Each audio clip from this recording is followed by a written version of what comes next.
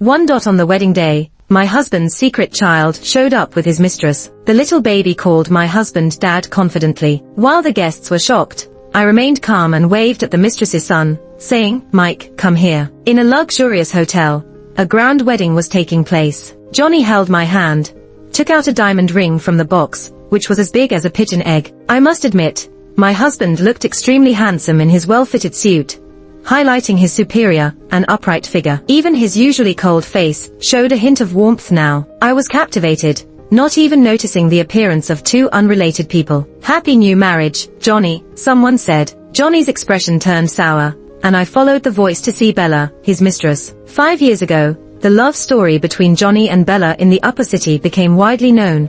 Everyone thought they would get married, but somehow it ended unhappily. "What are you doing here?" I asked Bella. She lowered her eyes and remained silent. Beside her, the little child ran to Johnny and called out, "Daddy, carry me." Oh no, what a dramatic turn of events. I widened my eyes in disbelief at the soap opera-like scene unfolding. The guests gasped in shock, whispering among themselves. Johnny's face couldn't be any more grim. He coldly said, "I'm not your dad." The cute child pouted and insisted, "But Mommy said you are." "Bella, what nonsense is this?" Johnny looked at me, panic visible in his eyes for the first time. But I was too preoccupied, couldn't care less. What a juicy gossip. My best friend couldn't bear it anymore and nudged my waist, muttering, "Not good. Your husband is about to be stolen." Caught up in the drama, I realized my own house had collapsed. A dead silence engulfed the wedding scene. The faces of both our parents turned beyond sour. In high society, reputation is everything, and a scandal like this would be talked about for a lifetime. According to the drama's script, I should have lifted my veil, shown the heiress's aura, and disrupted this distressing wedding. But I couldn't. All the luxury is in the past. Now I'm just a poor soul relying on a marriage alliance to save my family's company. Can I make things difficult for my parents? I leaned in and whispered to Johnny, "Do you need me to take off the wedding dress for Bella?" It was just a rehearsal, right? Johnny and I had a business marriage, no emotional foundation to begin with. If not for the $5 billion investment, I would never marry him. The joy disappeared from Johnny's face. I thought he was moved by my righteousness. "No need to thank me. Just make sure you fulfill the investment as planned." Johnny stared at me, gritting his teeth. "You dare." A shiver ran down my spine. He grabbed my hand and slid the ring onto my finger. Then he pulled me into his arms and kissed me fiercely on the lips. I was dumbfounded, my lips tingled, my whole body electrified. Is this guy a dog, being as aggressive as dogs usually are? My first kiss. I understood now, it was all an act. Scared of losing his family due to a scandal, he pretended to marry me publicly, and then, behind the scenes, I gave Johnny a look. The little cutie with grape-like eyes watched as I was kissed by her handsome dad. She had me melting instantly. Being a mom suits me perfectly. "Johnny, this child," I affirmed firmly, "the child is mine." In high society, with financial freedom and a child, I couldn't be happier. The sun came over. The cute child ran to me with short legs, but Bella was swiftly taken away by Johnny's elder brother. The chaotic wedding finally ended smoothly. This wedding was truly exhausting, physically and mentally. I had been lying on the couch for half a day already. It's 9 o'clock at night. Johnny probably won't come back after going to see the mistress. In a high society marriage alliance, everyone minds their own business, which suits me just fine. Great, this big house is now mine. I turned up the music volume and danced wildly in the bedroom, stripping off, one by one, everything off. I danced carelessly, flinging clothes one by one. Turning towards the bathroom, Johnny was leaning against the door, holding up one of my flung bras with interest. I screamed in shock. "A peeping Tom." I hurriedly covered my chest, with only a tiny pair of undies on. He stood there for so long, heard how much. Good Lord. I'm too embarrassed to face anyone, wailing. "A peeper. Look, this is my house, you're my wife, it's open, legitimate, and rational." Hearing him call me wife, my ears turned red. Rogue? I quickly gathered my scattered clothes and clumsily tried to put them on my head. Then, tragedy struck. My head got stuck. Just as I was about to break free, or break something, Johnny rescued me. He freed my head from the clothing and teased, "So clumsy." For once, he's helping, and he chooses to make fun of me. "Why didn't you go accompany Bella?" I asked. My words seemed to anger Johnny somehow. His voice grew low, a mocking smile on his face. "On our wedding night, you're suggesting I go find another woman? Julie, you're something." Johnny pushed me to the corner, and I felt uneasy instantly. I wanted to escape, but couldn't. He loosened his tie, unbuttoned his shirt, his face filled with desire. Could he be drunk? I tried to pry his eyes open. Johnny, look clearly. I'm not Bella. Bro, you gotta snap out of it. Don't ruin your image. Impatiently, he pulled my hands away. I'm not blind. Then, he kissed me before I could finish my sentence, my heart nearly jumping out of my chest. Too noisy. I rummaged around blindly and accidentally touched something, causing Johnny to grunt. Next thing I know, he's used his tie to lift my hands up and pinned me against the wall. Julie, this is what you asked for, he says, his big hands rubbing against my waist, sending shivers down my spine. Johnny, I'm sorry. Just let me go, I plead, his intense gaze setting me on fire. Whispering in my ear, Johnny says, darling, it's too late. As his lips brush against my earlobe, a childish voice interrupts us. Struggling for breath, as if escaping a life-threatening situation, I beg Mike to stop, and not to ruin our moment. Running over and grabbing my legs, Mike innocently asks, Mommy, what are you and Daddy playing? Son, you're my own son, I assure him, while Johnny stands there with a dark expression, questioning his presence. Mike had acted as our little ring bearer, and as we couldn't find Bella after the wedding, this cutie stayed close to me, clinging onto me like glue. I had no choice but to take him home and nurture our mother-son relationship. You should have left your son in the trash can, Johnny remarks casually. I've said it before, I don't have a son. I'm not a dandelion that disperses seeds randomly, I retort, unwilling to accept his claim. Men's words are just like a ghost's, I scoff, as Mike, on the brink of tears, pleads not to be tossed in the garbage. Don't worry, such a good little cutie like you won't be thrown away, I reassure him, embracing my dear son. With Johnny's irritated face, I tell him to go sleep on the side, while Mike shyly expresses his desire to sleep with his pretty mommy. Kissing my cheek and burying his head in my neck, Mike's innocent gesture leaves Johnny looking dissatisfied. Mama, you're my savior, Mike jokes, prompting Johnny to sternly object. Not falling for such an obvious trap, I declare that I won't let the wolf in sheep's clothing take advantage of us. No matter what, I'll never let us be separated, I state firmly, holding my protective charm close and adopting a daring look. If you're ready to die in my bed tonight, then so be it, Johnny challenges, lifting me and Mike off the ground before dropping us playfully onto the bed. On our wedding night, the three of us lie there staring at the ceiling in silence. When will you and Daddy give me a little sister, Mommy? Mike asks in his childish voice. The question startles me. Do you know what kind of words you're saying, young man? Mom said I should be a good older brother and protect my younger siblings in the future, Mike explains, expecting a pretty little sister as a sibling. Realizing that Bella might not have come to separate us, but to join us, I feel utterly confused. If you behave and go sleep on the side, maybe we'll have a little sister tonight, Johnny suggests, surprising us all with his warm words. Shutting off the lights in annoyance, I command everyone to go to sleep, wrapping up the peculiar conversation for the night. I was happily enjoying myself when suddenly someone showed up. Without hesitation, I picked up my phone and messaged Johnny, emergency, emergency, stay hidden, this is not a drill, I repeat, this is not a drill. My mother-in-law came in with a bunch of health supplements. She affectionately sat next to me on the sofa and asked about last night. I couldn't help but boast about how amazing Johnny was and how my back still hurt from all the action. My mother-in-law reminded me to be moderate in such matters. Suddenly, there was a commotion upstairs. I shouted to Johnny to stop making noise, but the noise got even louder. My mother-in-law was confused by the sound upstairs. I nervously realized it was the dog scratching the door. My mother-in-law started talking about Mike's issues,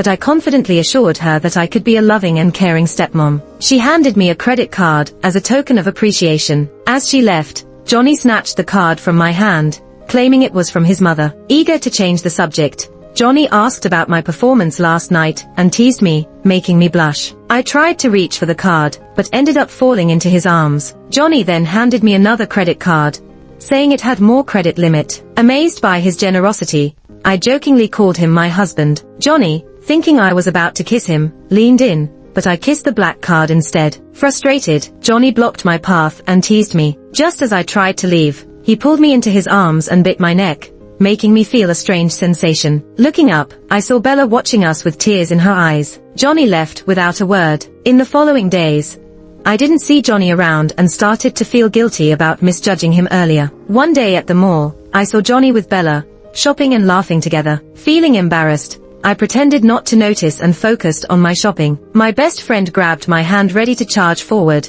but I firmly held her back. Stop. Our actions attracted the attention of a crowd. I quickly used my bag to cover my face, afraid that Johnny might see me. If he felt ashamed and wanted to divorce me to pursue true love, then my black card would be as good as gone. Coco, cutting off someone's financial road is like killing their parents. I'm still counting on Johnny to live. If you mess up the way I make money, I'll be after you for the rest of my life. My friend chuckled and let go of my hand. Dressed head to toe in luxury brands, I can't afford to keep you. You better stick to being a decoration in a wealthy family. It was a mistake after all. But can you really tolerate Johnny's unclear relationship with that woman? I gestured with the latest earrings on my ear. What's wrong with that? As long as the money's enough, I'll even go take care of Bella during her postpartum period. Besides, Johnny and I are just in a business relationship, with no feelings involved. Love hurts, money rules. My friend gave me a thumbs up. What? No feelings? A familiar voice suddenly chimed in. Eric walked over from not too far away. I was stunned. Wasn't he abroad? When did he come back? Congratulations on your new marriage, Julie. His smile was somewhat bitter. If I hadn't married Johnny, I might have ended up with Eric, but there are no ifs. Eric was my senior from college, gentle, handsome, and attentive. He confessed to me a month ago. I also had a slight affection for him. He had to rush abroad for work, giving me a month to consider, but during that time, an accident happened at my family's company. He didn't wait for my response, and I was already married to Johnny. I'm sorry, senior. Eric gently picked up the necklace that had fallen on the ground and handed it to me. There's nothing to be sorry about. I arrived late. Are you happy, Julie? I heard about Johnny and Bella. He looked at me with concern, but I cut him off. I'm very happy, senior. You better find a girlfriend soon.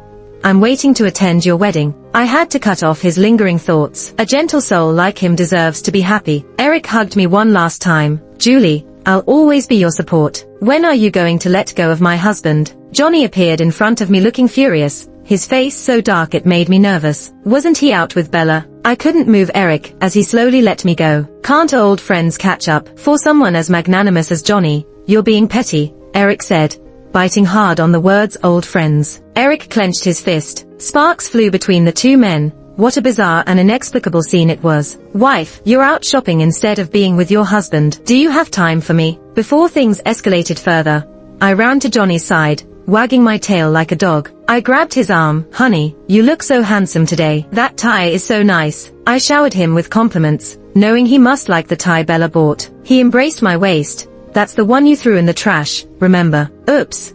I had landed myself in trouble by throwing it away. Before we were married, I bought him a tie as a gift to get closer, but he took one look and called it ugly. Admittingly, I did pick it carelessly. In a fit of anger, I threw it in the trash. He must be crazy to dig it out of the trash and wear it again. Just as we stood at an impasse, Johnny's phone rang. I caught sight of it was Bella calling. I instinctively glanced across and there she was, waving and smiling at me. Was she trying to provoke me? I overheard Bella saying they should have a meal together sometime. No way, are you joking, bro? Having a meal together with the first wife and the mistress, it's too disrespectful, isn't it? Fine. Just keep me in your wallet. Isn't it the same as being sisters? I gritted my teeth. All right, dear. Johnny wanted to leave, but I hadn't chosen yet. He simply waved his hand. Wrap everything up. The voices of the two men clashed. Eric hesitated with his card, but my friend stepped in to defuse the situation. I was so embarrassed. I couldn't breathe. Honey, I'm starving. Let's go eat.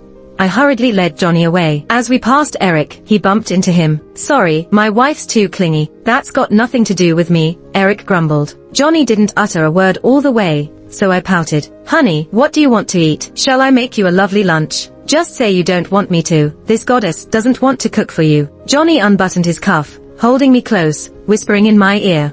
I want some sweet candied chestnuts. Once again, this man forced a kiss on me. I was seething with anger. For several days, Johnny stayed by my side, following me everywhere like a thief. His eyes were resentful, making me feel like a wealthy abandoned woman. He even stopped me from watching my idol dance hotly. How could you watch this kind of thing, Julie? He incredulously switched off the TV. With just a glimpse of the 8-pack abs, the screen went black. Don't switch it off, my goodness. He scolded. Don't say that. Only the authorities can set fires, not the common people, right? Annoyed, I picked up my phone and left. While wandering around, I saw a familiar figure. Bella was being pulled by a tall man. Curiosity got the better of me and I followed to sneak a peek. The man pinned Bella against the wall and kissed her as she struggled. Soon, Bella's hands were wrapped around the man's neck. I was stunned. Johnny was now wearing a huge, glaring green hat, a sign of infidelity. They kissed for what seemed like ages, and when they parted, Bella was blushing and panting. The man's voice sounded familiar, but I couldn't quite place it. As he turned around, his face was so familiar. My cell phone pouch slipped out of my hand and fell to the ground. Oh my God, how could it be him? I never expected this person to be Steve. Bella and Johnny's older brother are together. The relationship between these three almost made my mind explode. I seemed to have stumbled upon some incredible family secrets. Steve's sharp eyes swept over, scaring me to quickly turn away. He's even more imposing than Johnny. Those narrow eyes hide all emotions, like a sharp arrow dissecting all your disguises. Luckily, I wasn't caught. Steve carried Bella away on his shoulders. I walked back home in shock. It couldn't be Johnny, could it? How could such an unethical joke be played? I suddenly felt a bit sorry for Johnny, being kept in the dark by his brother and Bella. So, for the first time ever, I cooked a meal for Johnny to comfort his wounded soul. Cucumber salad, stir-fried baby bok choy, spinach soup, and a glass of kiwi juice to top it off. I hope he can understand my heartfelt intentions. I sat Johnny down. At that moment, he was still clueless, touching my head in confusion. Not running a fever, right? I pushed away his hand. He squinted. Could it be? Did he figure it out? His eyes flashed with anger. You've cuckolded me. I almost spat out blood. No, I haven't. Even though it's him wearing the horns, there's a big difference. Let him discover the cruel truth for himself. I kept serving him dishes, dropping hints as clearly as possible. If he doesn't understand now, he's just plain stupid, even though he is already pretty brainless. Julie, do you know what you're doing? The green veggies in his bowl were overflowing onto the table. The bowl is too small. It's my fault for being too sad, blame me. Johnny suggested having a drink to drown his sorrows, a way to vent his frustrations, but drinking led to a bit of a mishap. Initially, I poured the wine for Johnny, comforting him. Julie, what are you talking about? He looked so pitiful, it wasn't worth arguing with him. Let's not say anything more. It's all in the drink. You do whatever you want. We clinked our glasses passionately. I knew I couldn't handle my alcohol well, but never thought 2 glasses would make me so dizzy. Faintly, I saw an extremely handsome guy. He sat me on his lap.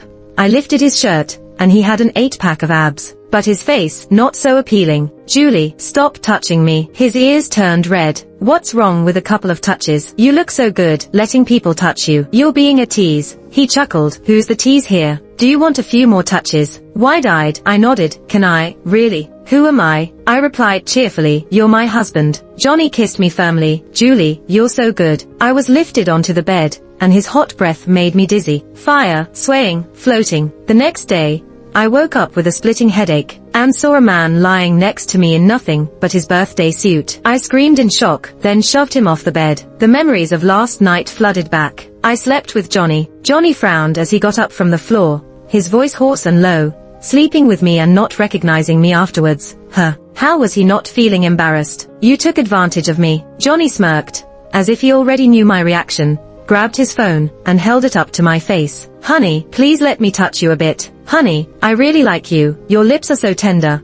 I want to kiss you. Honey, let's go to bed. I sat dumbfounded, unable to speak a word. Am I really that pathetic? It's not my fault. It's because Johnny is so handsome. It's all his fault. Why didn't you stop me? I was on the brink of tears. Don't blame me. Besides, you said you like me. It's not embarrassing to like me. Who likes you? You already have someone you like. We were just cooperating. He's the one who doesn't understand, not me. I blurted out in frustration. I shouldn't have consoled you in the first place.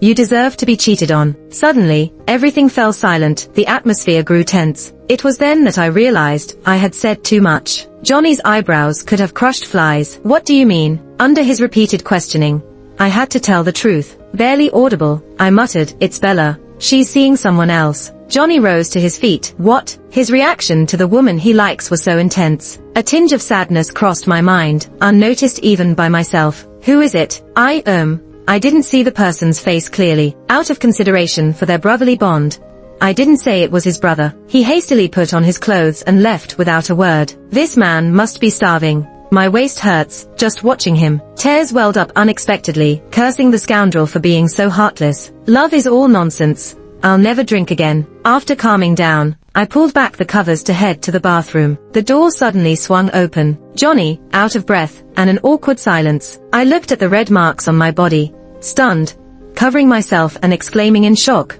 as Johnny's face turned a suspicious shade of red. Why are you back? He walked in, ready to pull back the covers. What are you here for? Is this even human? Didn't you go out to buy medicine? Where did you go? I couldn't help but shout. Don't come and bother me. Go find Bella. Later, we'll go together. But first, let me apply the ointment for you. What? I had a bad feeling about this. Johnny gave me a look, and suddenly I knew exactly what he meant. My face turned redder than a monkey's, but, feeling mortified, furious, and powerless, the ointment was applied, and so was I. Embarrassed, but it's not like I've never seen it before. Get him out of here. I thought Johnny was joking, but he was dead serious about taking me to confront Bella face to face. It was clearly a retaliation. A very naked retaliation. After more than 20 years, he still remembered the time I tattled on the kindergarten teacher. He's got a memory like a steel trap. I hesitated. He hoisted me up. Johnny, I'm sorry.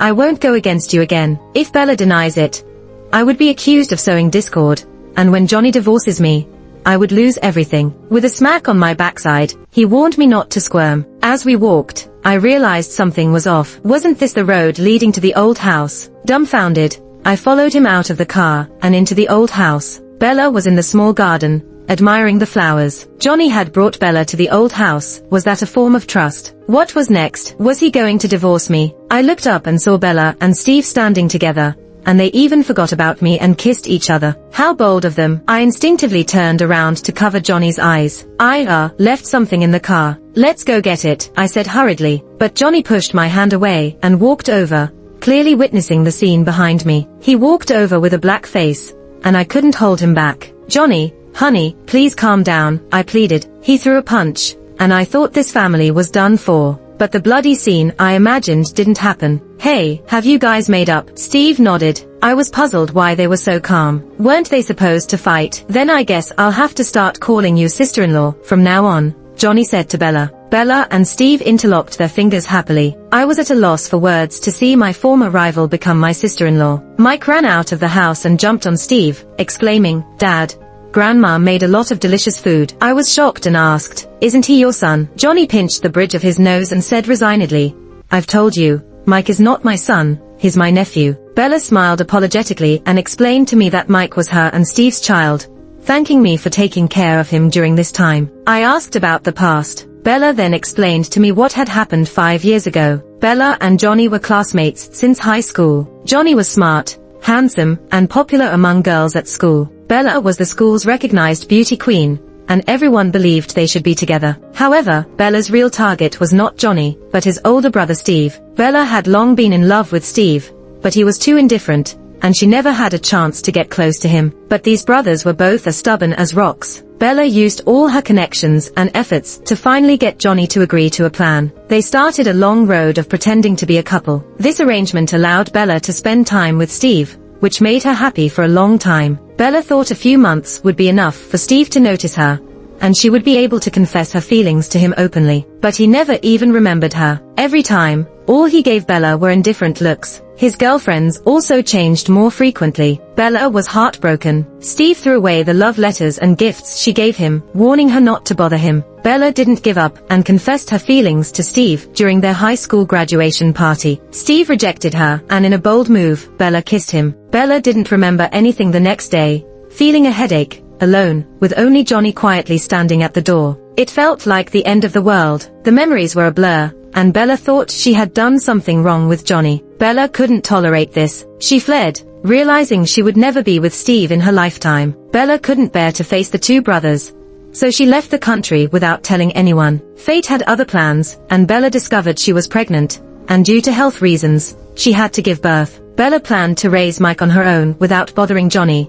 as she didn't like him at all, and he had someone else he longed for. But life took a turn. Bella was diagnosed with cancer, with only a few years left to live. For Mike's sake, Bella felt she had to apologize to everyone, including Johnny. Bella had no choice but to let everyone know about Mike's existence, so they wouldn't mistreat her child. Johnny denied that the child was his, but the truth was that Bella made a big mistake 5 years ago. Admittedly, Johnny's wife was very fond of Mike, which made Bella feel even more guilty. Bella met Steve again, who had matured and become more charming than 5 years ago. His face still looked sour, with more resentment and incomprehensible grievances. He asked Bella where she had been all these years and how she was doing. Bella chose to ignore him, until he slapped the paternity test in front of Bella. Bella realized how wrong she had been all these years. Yet she felt a little relieved that he was indeed the father of the child, easing her guilt a bit. As Bella was about to leave, Steve found her, his eyes red, begging her not to go. It turned out he had liked Bella for many years. Hearing Bella's twists and turns of the story left me wanting more. Love is definitely more exciting when it happens to others. Bella, exhausted, was carried back to rest by Steve, who fed me some dog food. Get your thoughts together and don't attract the attention of your sister-in-law, I warned Johnny. After all, with Bella being so beautiful, it's normal for two people who have been a couple for many years to develop feelings. But I don't believe Johnny's moral compass is so weak. Julie, keep slandering me, and I'll cut off your card. You're ruthless, I said. I cautiously asked him, so, are we getting divorced or not? Divorce? Who said we were getting divorced? I won't allow it. Johnny jumped up like a balloon ready to burst. You don't like me and want to retaliate against me, right? Marry me and then ruthlessly abandon me to make me a joke in a city. He spoke fiercely. Julie, you sure know how to think. He wrapped his arm around my waist, his tone menacing, as if he wanted to devour me. If I don't like you, why would I marry you? If I don't like you, why would I pretend to be a couple with Bella for 3 years, just to know about you? I pretended to be a couple with Bella for you. I was stunned. How did I get involved in this? His ears turned red, as he let out a little cough. Or what? I thought I would be in the same high school as you, with me being first and you being last. But you ended up answering the test with your feet and going there. And wearing sneakers. Bella promised to tell me about you and deliver things for me, as long as I pretended to be a couple with her. So, the snacks, warm milk, heating pad, and study notes in my desk drawer were all from you. Johnny nodded. I thought someone was silently guarding me for 3 years as my protector. Don't just feel a little moved. Every time I answered questions using his method, I would be scolded by the teacher. Golden frame for a chamber pot.